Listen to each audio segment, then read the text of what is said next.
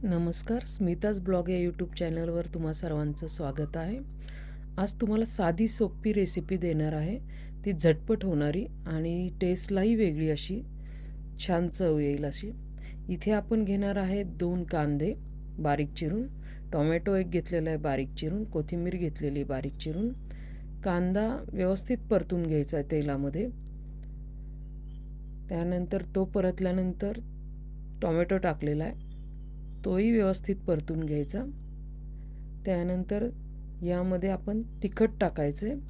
तुम्हाला कसं तिखट पाहिजे त्याप्रमाणे घ्या. कमी तिखट हवं असेल तर कमी टाका. इथे मी 2 चमचे टाकले होते, थोडंसं झणझणीत होण्यासाठी लाल तिखट. इथे तुम्ही कांदा लसूण मसालाही टाकू शकता अर्धा चमचा, त्याने अजून छान तिखट होतं. पण व्यवस्थित परतून घ्या, गाठी राहिल्या नाही पाहिजे त्या तिखटाच्या. त्यानंतर कोथिंबीर टाकायची.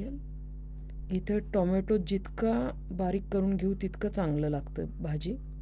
इथे 4 अंडी घेतलेली आहेत, ती फोडून व्यवस्थित परतून घ्यायची. ह्याच्यात तेल अजिबात जास्त लागत नाही. असं कंटिन्यू कमी गॅसवरच हलवायचं आहे. टोमॅटो टाकल्यामुळं यामध्ये वेगळेपणा किंवा चव छान लागते. तुम्ही टाकून बघा, कारण मी टाकत नव्हते, पण टाकल्यानंतर इतकं छान चव लागली. तुम्ही पावाबरोबरही खाऊ शकता, ब्रेडबरोबरही खाऊ शकता. अजिबात ड्राय होत नाही भाजी ही, आणि चपातीबरोबर तर खूपच छान लागते. तुम्ही तिन्हीपैकी कुठल्या गोष्टीबरोबर खाऊ शकता. हे परतून घ्यायचं कमी गॅसवरच कंटिन्यू. हलक्या हाताने परतायचे, असं दाबायचं नाही अजिबात.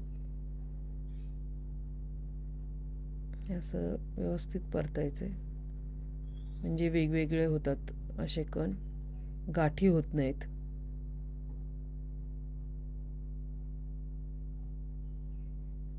आता त्यामध्ये थोडीशी कोथिंबीर टाकूया आपण. मगाशी कोथिंबीर चिरली होती त्यात मधलीच थोडीशी ठेवलेली आहे कोथिंबीर इथे, ती याच्यावर टाकायची. त्याने टेस्ट आणि वास खूप छान येतो.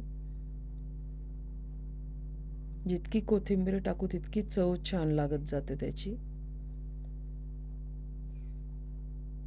असं वेगळे वेगळं होत जातात. ही रेसिपी तुम्हाला कशी वाटली ती कमेंट्स करून सांगा. त्याबरोबर लाईक शेअर सबस्क्राईब करा माझ्या ह्या यूट्यूब चॅनलला.